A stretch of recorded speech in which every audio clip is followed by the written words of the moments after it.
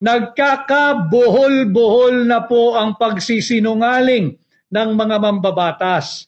May mga ayaw magpa-interview, may mga ayaw magbigay ng kanilang katugunan, at punahin po natin yung pumalit sa dating chairman ng House Appropriations Committee. Yung dyan po sa Marikina, yung ating mga kababayan dyan sa Marikina, si Congresswoman Stella Kimbo, siya po ngayon ang kinatawan o chairperson ng Committee on Appropriation. Siya rin po ay nakapirma doon sa mga blankong dokumento ng Bicameral Conference Committee.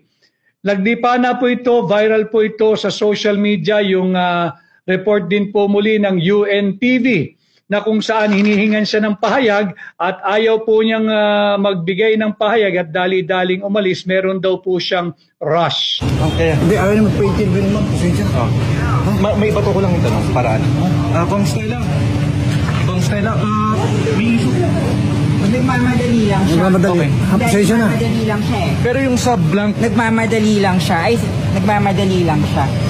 Nasaan na ngayon ang angas nung chairman ng House Committee on Appropriation? Nasaan na ang angas ni Congresswoman Kimbo? Yung angas na ipinakita mo nung sinisira mo ang pagkatao ni Vice President Inday Sara Duterte.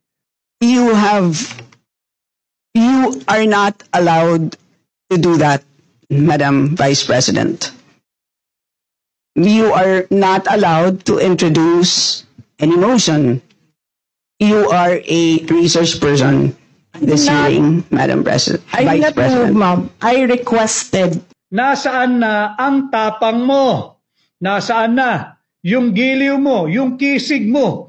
Pag nagfa-fashion show ka dyan sa Kongreso, tangan-tangan ang iyong milyong-milyong pisong halaga ng mga bag, ng mga relo. Nasaan ang tapang mo? Bakit hindi ka ngayon humarap at magpaliwanag sa sambayan ng Pilipino saan ninyo dinadala ang daan-daang bilyong pisong pera ng mamamayang Pilipino? Yan ang sagutin mo at wag mo kaming bigyan lamang ng salitang meron kang rush.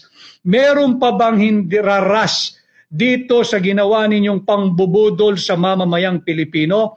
Atin po silang panagutin, atin silang singilin ng malinaw at katanggap-tanggap na paliwanag.